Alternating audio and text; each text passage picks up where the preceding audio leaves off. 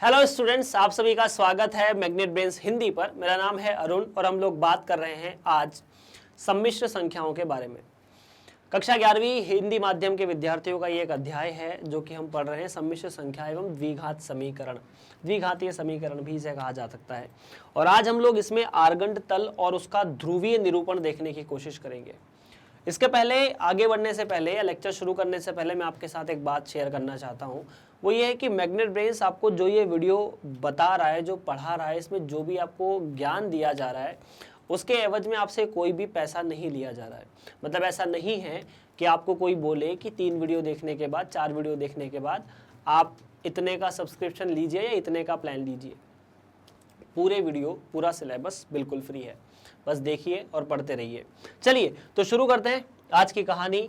और हम बात करेंगे, छोटा सा टॉपिक है ये, मतलब समझने के लिए बहुत है, इसकी प्रश्नावली भी ज़्यादा बड़ी नहीं है। बात करेंगे आर्गंड तल एवं ध्रुवीय तल के बारे में कि ये दोनों चीज़ें क्या होती है और मतलब बेसिकली ये ध्रुवीय निरूपण क्या होता है। तो हम लोग आर्गंड तल देख चुके हैं इनडायरेक्टली, ठीक है। इनडायरेक्टली मतलब मैंने आपसे कहा था कि यदि हम एक एक्स अक्ष और वाई अक्ष के बारे में बात करते हैं तो एक्स अक्ष और वाई अक्ष को मिलाकर अगर आप सम्मिश्र संख्याओं में देखें तो एक्स अक्ष की जगह पर यह आ जाता है वास्तविक अक्ष। इसे क्या कहा जाता है सम्मिश्र संख्या में? वास्तविक अक्ष। और इसे कहा जाता है काल्पनिक अक्ष। बाकी तो वही है जैसा कि एक्स अक्ष और वाई अक्ष पर कहानी होती थी, बस इतना ही। और ये इन दोनों का प्रतिच्छेद बिंदु मतलब मूल बिंदु 0 प्लस, इसे लिख सकते हैं 0 प्लस 0 आई, मतलब जहां काल्पनिक अक्ष भी 0 और वास्तविक अक्ष भी 0। तो जैसे अगर एक सम्मिश्र संख्या लिखी जाती है z बराबर a प्लस आई बी, तो ये a और आई बी कहीं भी हो सकते हैं। जैसे मान लो a कहां से मिलेगा? a मिलेगा वास्तविक अक्ष से और b कहां पर होगा? काल्पनिक अक्ष पर। जैसे मान लो a यहां कहीं है, यह है a, 0 और काल्पनिक अक्ष मतलब ये वाला जिस पर i होता है वास्तव में, ठीक है। तो यहां पर मान लीजिए आपका b है। तो इन दोनों को जब मिलाया जाएगा, इन दोनों का मिलन कराने पर हमें ये एक बिंदु मिलेगा a प्लस आई बी, जिसे आप कह सकते हैं जिस सम्मिश्र संख्या के बारे में हम बात कर रहे हैं वो हमें यहां पर मिल चुकी है z। तो ये इस सम्मिश्र संख्या को आर्गंड तल में निरूपित करना बताता है। अब यहां कुछ छोटी छोटी चीजें जिनके बारे में हम बात कर लेते हैं। बात ऐसी है कि मान लीजिए O से मैं अगर इस Z को कनेक्ट करता हूं या O से अगर ये बिंदु A है मैं इसको कनेक्ट करता हूं, तो ये जो है इसे अपन मापांक कहते हैं। अपन पहले ही देख चुके हैं इसे। अपन क्या देख चुके हैं कि O से Z जो है वो मापांक Z होता है। हाँ जी सर, मापांक Z तो होता है। अच्छा ठीक है, अभी देखने की कोशिश करो। अगर इस वाले कोण के बारे में बात की जाए, मान लीजिए ये कोण थीटा है, तो इस थीटा कोण को आयाम कहा जाता है। क्या कहा जाता है? Z का आयाम।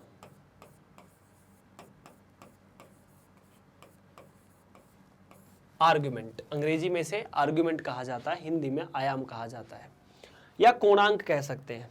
आयाम नहीं, अभी कोणांक कह देते हैं। क्या कहा जाता है? कोणांक। इसे कोणांक कहा जाता है और इसे निरूपित किया जाता है आर्ग्यूमेंट से। आर्ग्यूमेंट z, मतलब z कितना कोण बना रहा है धनात्मक x अक्ष के साथ। क्या ये बात क्लियर है? क्या ये बात क्लियर है? जैसे उदाहरण के लिए मान लीजिए यहां एक z है जिसने यहां पर √3 बनाया है और यहां 1 बनाया है, तो आपको ये कोण निकालना है। तो सीधी सीधी बात है, ये √3 है, ये 1 है, तो ये कोण जो होगा वो tan थीटा से निकाला जा सकता है। तो इसे कहा जाता है आर्ग्यूमेंट ऑफ z। क्या ये बात ठीक है? एक उदाहरण ले लेते हैं, उसके बाद आगे की कहानी समझने की कोशिश करेंगे। तो जैसे यही उदाहरण ले लेते हैं कि अगर आपको यहां पर कहा जाए कि एक z है, z बराबर √3 प्लस आई, तो √3 प्लस आई मतलब x अक्ष पर इसने √3 की लंबाई काटी है, y अक्ष पर इसने 1 इकाई की लंबाई काटी है। और अगर ये चीज निकाली जाए तो ये ऐसी यहां से एक त्रिभुज बनता है, आपको ये कोण निकालना है। तो अगर ये लंबाई 1 है तो tan थीटा बराबर 1/√3 होना चाहिए। और अगर tan थीटा 1/√3 है तो थीटा बराबर π/6 होना चाहिए। तो आप लिखेंगे कि इस z का जो आर्गुमेंट है वो π/6 है। और अगर इसका मापांक निकालना हो तो सर वो तो सरल है, हम पढ़ चुके हैं, ये √3 का वर्ग कर दो और i के आगे 1 लिखा है तो 1 का वर्ग कर दो मतलब 2। तो इस सम्मिश्र संख्या का मापांक और कोणांक हम लोग निकाल चुके हैं। चलिए तो अब थोड़ी सी इससे हट के बात करते हैं, है ना। अगर इतनी बात क्लियर है तो अच्छा, यहाँ थोड़ी और समस्या आएगी। समस्या ऐसी आएगी कि हो सकता है कि z अलग अलग चतुर्दांश में हो, जैसे z द्वितीय चतुर्दांश में हो सकता है, तृतीय चतुर्दांश में हो सकता है, चतुर्थ चतुर्दांश में हो सकता है, ये कहीं भी हो सकता है। तो अगर z प्रथम चतुर्दांश में है तो ऐसा कोण बनेगा, ठीक है। अगर z द्वितीय चतुर्दांश में है तो धनात्मक x अक्ष के साथ ये कोण बनेगा जो कि 90 डिग्री से ज्यादा होगा। अगर x तृतीय चतुर्दांश में है तो धनात्मक x अक्ष के साथ ये कोण बनेगा, और अगर x चतुर्थ चतुर्दांश में है तो ये कोण बनेगा। मतलब ये जो कोण है, अगर ये थीटा है, इसे भी थीटा कहोगे अलग z के लिए, किसी और z के लिए या किसी और z के लिए, तो इन चारों z के लिए जो थीटा का मान है वो 0 से 2π कुछ भी हो सकता है, वो 0 से 2π तक कुछ भी हो सकता है। क्या ये बात ठीक है? वो 0 से 2π तक कुछ भी हो सकता है, इसमें कोई चिंता की बात नहीं है। अगर वो 0 से 2π तक कुछ भी हो सकता है तब एक नई चीज आती है, वो है ध्रुवीय निरूपण या पोलर रिप्रेजेंटेशन। इतना तो ठीक है कि वो कोण कुछ भी हो सकता है, अपन देख चुके हैं, इसमें चिंता की बात तो है नहीं। अब आ जाते हैं अपन ध्रुवीय निरूपण पर। एक सम्मिश्र संख्या का ध्रुवीय निरूपण से हमारा क्या तात्पर्य होगा, तो अब देखने की कोशिश करो। जैसे मान लो ये z है a प्लस IB, मान लीजिए z a प्लस IB यहां पर है, ये a है और ये b है।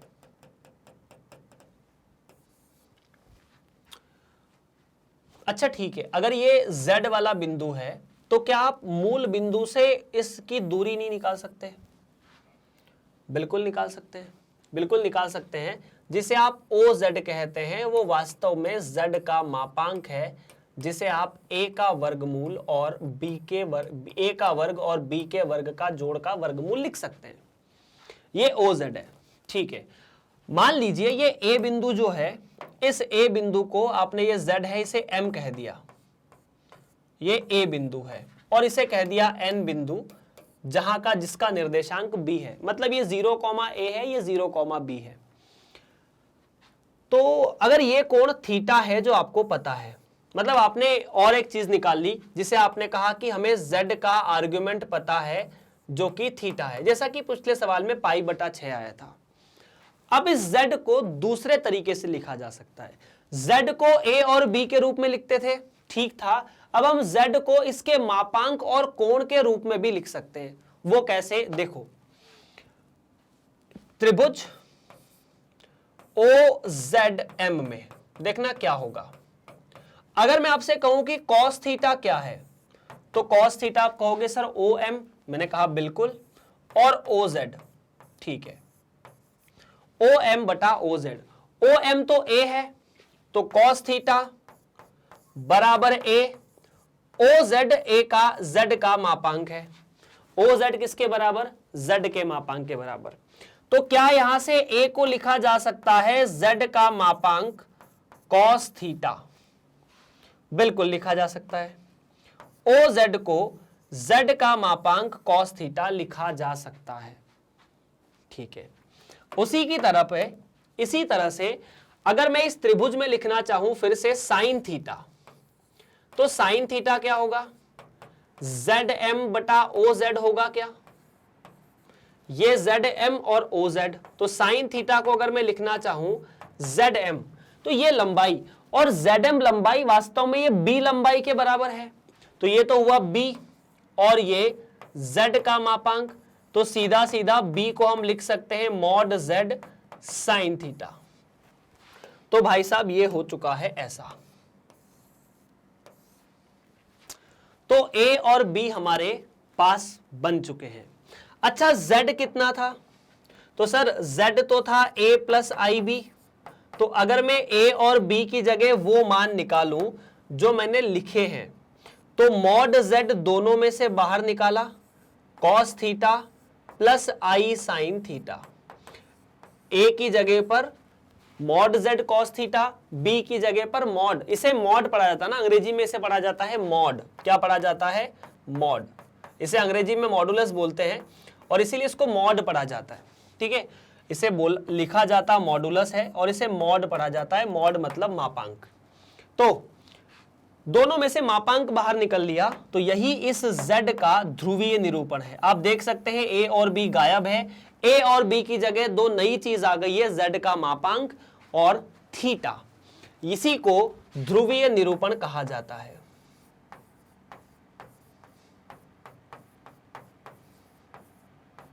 क्या कहा जाता है सर जी? ध्रुवीय निरूपण। तो इस तरह से हम किसी भी सम्मिश्र संख्या का ध्रुवीय निरूपण निकाल सकते हैं। अब ध्रुवीय निरूपण में ध्यान अलग चीज का रखना है। अब वो क्या है वो देखो।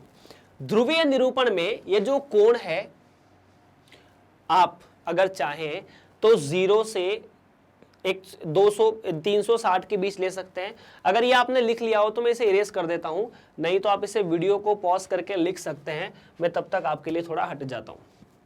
पर मतलब समझने की बात है, कुछ नहीं करना। इस Z का मापांक निकालना, A का वर्ग प्लस B का वर्ग, और इस Z का कोण निकालना। अब कोण कैसे निकालेंगे, कोणांक कैसे निकालेंगे, आर्गुमेंट कैसे निकालेंगे, इसके बारे में बात हमें करनी है। चलिए, तो मैं आपको कुछ छोटे छोटे सिचुएशन और बताता हूं।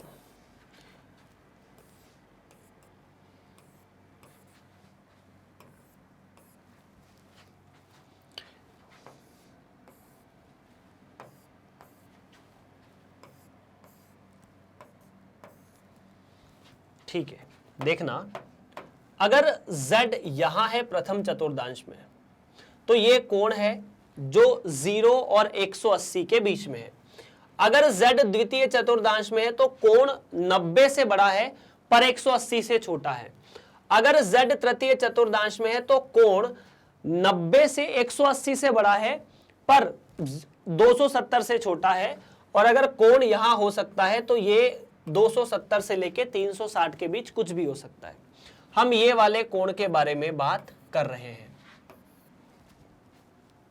अच्छा, इसी चीज को अपन कुछ और तरीके से भी देख सकते हैं। अगर ये कोण लिया जाए तो ये तो ठीक है, अगर ये कोण लिया जाए तो ये तो ठीक है। अगर मेरे पास टास्क आता है कि मुझे ये वाला जो कोण है जो 180 से बड़ा है, इसे 180 से छोटा करना है, तो मैं इसे इस दिशा में मेजर कर सकता हूं। हां जी, अगर ये वाले कोण को मैं इस दिशा में मेजर कर सकता हूं। देख लो, ये वाले दोनों कोण का तो कोई फर्क नहीं है, ये तो जैसे थे वैसे ही थे।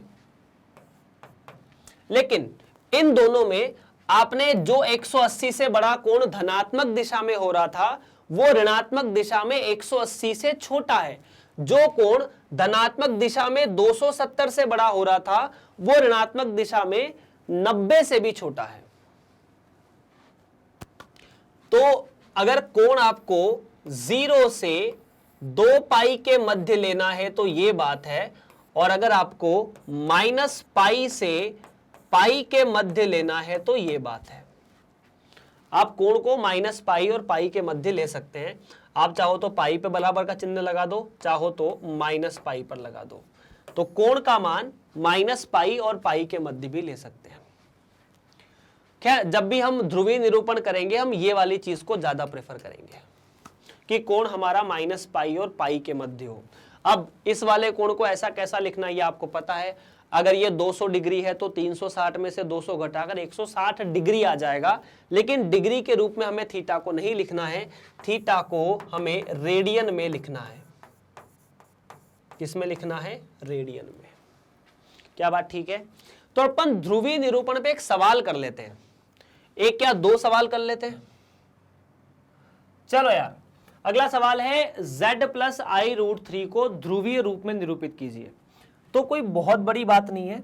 सबसे पहले यह देखा जाए कि z+i√3 में z कितना है, मतलब z लिखा हुआ है 1+i√3। तो x की वजह से तो 1 इकाई की लंबाई, y की वजह से √3 की लंबाई। तो सबसे पहले अगर हमें ध्रुवीय रूप में निरूपित करना है तो मापांक लिखना है। मापांक कितना? तो मापांक बड़ा आसान है, जिसे आप मॉड z कहते हैं। z के अंदर या √3 का वर्ग, जो a के मतलब अगर चाहो तो a को पहले लिख दो। मापांक क्या होता है? a का वर्ग प्लस b का वर्ग का वर्गमूल। तो यहां पर आपको मिलेगा 1 का वर्ग प्लस √3 के वर्ग का वर्गमूल। 1 का वर्ग तो 1, √3 का वर्ग 3, और ये मिला के वर्गमूल के अंदर 4, जिसका मतलब 2। तो इस z का जो मापांक है वो 2 आया। ठीक है सर जी। अगर z का मापांक 2 है तो फिर से मैं आप लोगों से पूछता हूं इस केस में कि क्या आप कोणांक निकाल सकते हैं? कोणांक निकालना बड़ी आसान सी बात है। आगे बढ़ाया, यहां तक गए और इसे ऐसा कोण बना दिया। अब ये कोण जो है वही कोणांक के बराबर है धनात्मक x अक्ष के साथ। धनात्मक x अक्ष के साथ ही कोण है। तो मैंने लिखा जो कोणांक है, आर्ग्यूमेंट है z का, उसे आप थीटा बोलते हैं। और थीटा निकालने के लिए क्या करेंगे? इस त्रिभुज में tan थीटा निकाल लो। त्रिभुज में tan थीटा कितना? तो tan थीटा बड़ा आसान है। tan थीटा मतलब ये लंबाई बटा ये लंबाई, तो √3 बटा 1 मतलब √3। और tan थीटा √3 कहाँ होता है? π/3 पर। तो थीटा का मान π/3 आया। तो आपके पास z का आर्ग्यूमेंट मिला, z मिला, मापांक मिला। तो अगर आप यहां पर ध्रुवीय रूप निकालना चाहते हैं, क्या निकालना चाहते हैं? ध्रुवीय रूप। तो ध्रुवीय रूप निकालने में क्या करना है? ध्रुवीय रूप क्या होता है sir? z cos theta plus i sin theta. तो मापांक z का तो 2 है, cos थीटा मतलब cos π/3 प्लस i sin π/3, और यही आपका ध्रुवीय रूप है। इतना सा है बस सवाल के अंदर, और कुछ भी नहीं है। ठीक है? कहीं कोई मिस्टेक, कोई अगर छोटी मोटी जो मिस्टेक है ना, उनसे बचकर चलना, और कुछ नहीं है। चलिए आगे बढ़ते हैं अगले सवाल की तरफ। अगला सवाल तो -16 प्लस 1i√3 को ध्रुवीय रूप में निरूपित कीजिए। अब सर ऐसा तो हमें नहीं पता है। तो अगर ऐसा नहीं पता है तो इस सवाल में 2 स्टेप है। पहला तो इसे a+ib में बदलना है। किसमें? a+ib में। a+ib में कैसे बदलेंगे? तो सबसे पहले किसी भी सम्मिश्र संख्या को a+ib में बदलने के लिए आपको क्या करना होगा? आपको कुछ नहीं करना होगा, जो संख्या हर में है उसके संयुग्मी से गुणा करना होगा, अंश में और हर में। 1 - i√3 और 1 + i√3 और 1 - i√3।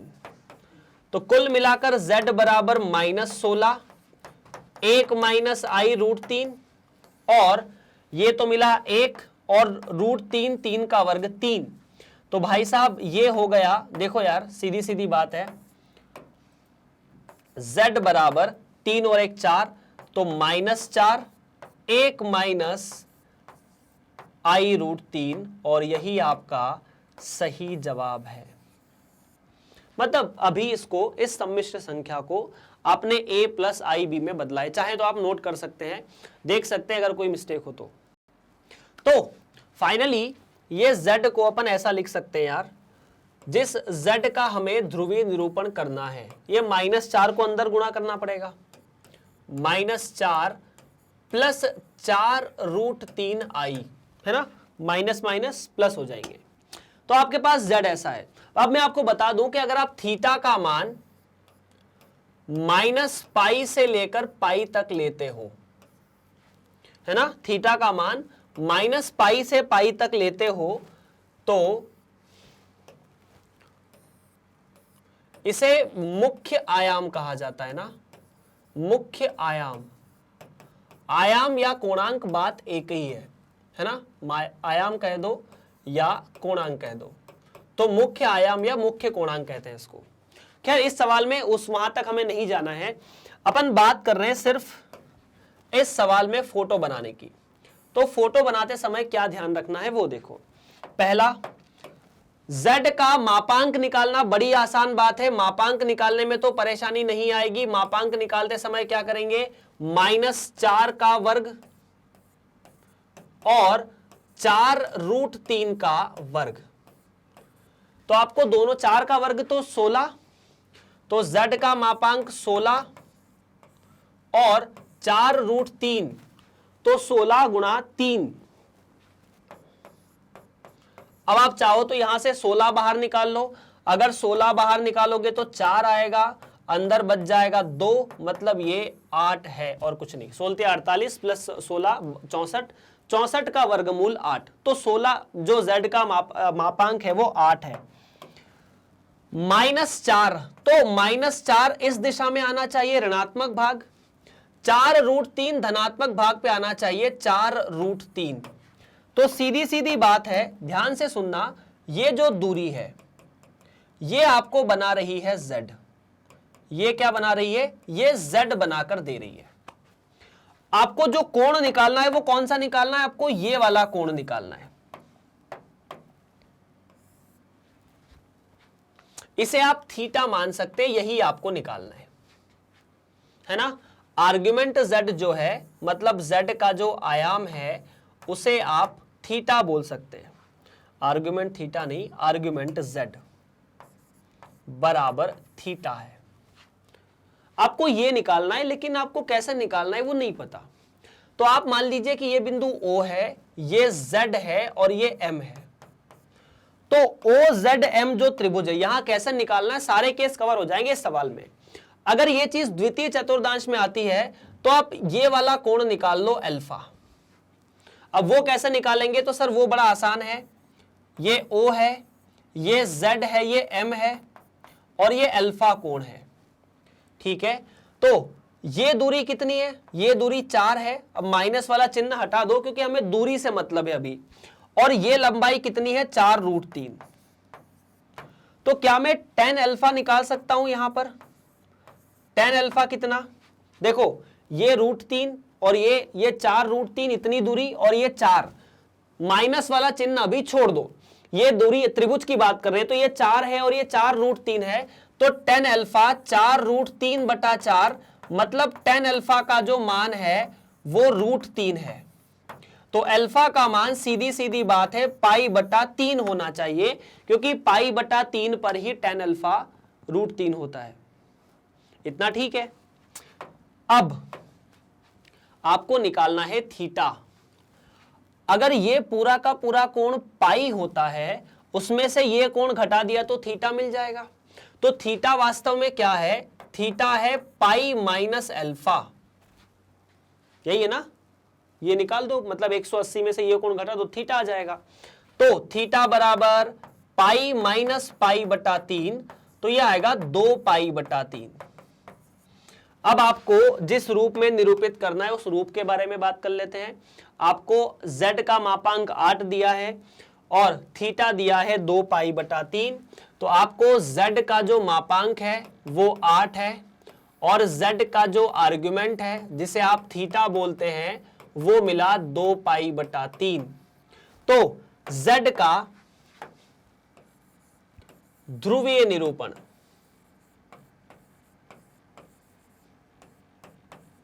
क्या होता है, तो z का ध्रुवीय निरूपण होता है, आपने मापांक z में cos थीटा लिखा प्लस i sin थीटा लिखा। मापांक z तो 8 है, cos थीटा 2 पाई बटा 3 और आई साइन थीटा भी 2 पाई बटा 3, यही है साइन 2 पाई बटा 3, और यही आपका सही जवाब है। चलिए, तो इस तरह से इस सवाल को हमने समाप्त कर लिया है। आगे की जो कहानी है वो अपन अगले लेक्चर में शुरू करेंगे, क्योंकि अभी हो चुका है समय लेक्चर समाप्ति का। आप अगर इन लेक्चर्स को YouTube पर देख रहे हैं तो बहुत अच्छी बात है। अगर आपको YouTube पर एक्सेस करने में कोई समस्या है या आप YouTube पर नहीं जाना चाहते तो आप मैग्नेट ब्रेन्स की ऑफिशियल साइट www.magnetbrains.com पर जा सकते हैं। वहां आप वीडियो को, वहां जैसे ही आप साइट पर पहुंचेंगे आप CBSE कक्षा 11वीं को सिलेक्ट करेंगे। वहां पर CBSE हिंदी माध्यम, फिर उसमें कक्षा 11वीं, और कक्षा 11वीं सिलेक्ट करते ही आपको मेरा फोटो बना हुआ दिखेगा, उसमें गणित विषय दिखेगा, NCERT बुक दिखेगी। जैसे ही आप NCERT बुक का सॉल्यूशन खोलेंगे आपको यहाँ पर ऐसी प्लेलिस्ट दिख जाएगी चैप्टर बाय चैप्टर। उसमें टॉपिक भी होंगे, चैप्टर की एक्सरसाइज भी होगी, सब कुछ होगा। चैप्टर को सिलेक्ट कीजिए, एक वीडियो को सिलेक्ट कीजिए जो आपको पढ़ना है, आपको वीडियो पर चलते हुए पढ़ते हुए दिख जाएगा। तो आप ऐसे देख सकते हैं, आपको वहां पर कुछ भी ऐसा, मतलब कोई ऐसी चीज नहीं रहेगी जो बची रहेगी जो आपको नहीं पढ़ाई जाएगी। सब कुछ मुफ्त है, क्योंकि 6ठी से लेकर 12वीं तक मैग्नेट ब्रेन्स सभी बच्चों को मुफ्त पढ़ाई कराता है, चाहे वो हिंदी माध्यम के हो चाहे वो अंग्रेजी माध्यम के हो। और इसके लिए आपको कुछ नहीं करना, बस वीडियोस देखने हैं। और इस वीडियो को लाइक जरूर करना है, अपने दोस्तों के साथ शेयर जरूर करना है, चैनल को भी सब्सक्राइब और दोस्तों के साथ शेयर जरूर करना है। हम लोग मिलेंगे आप सभी से अगली कक्षा में, तब तक आप बने रहिए मैग्नेट ब्रेन्स के साथ। आपका बहुत बहुत धन्यवाद।